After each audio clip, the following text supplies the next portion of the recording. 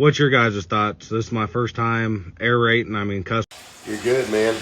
I start aerating and overseeding for the spring in February around here because you want to have the seed in the ground early.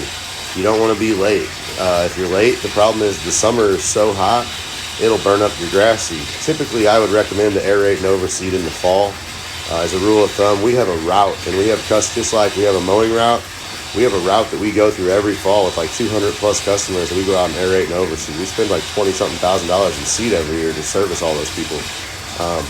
But man, you can seed right now, and you can really seed up until about April, maybe April 15th.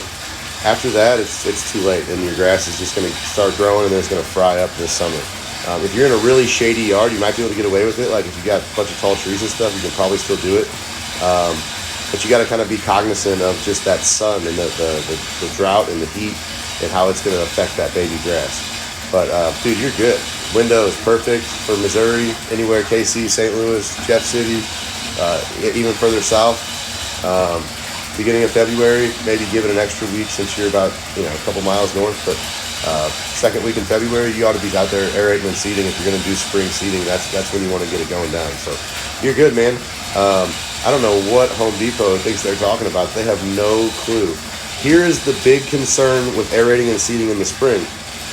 Us treatment guys are putting down pre-emergent herbicides. What a pre-emergent herbicide does, it stops seeds from germinating.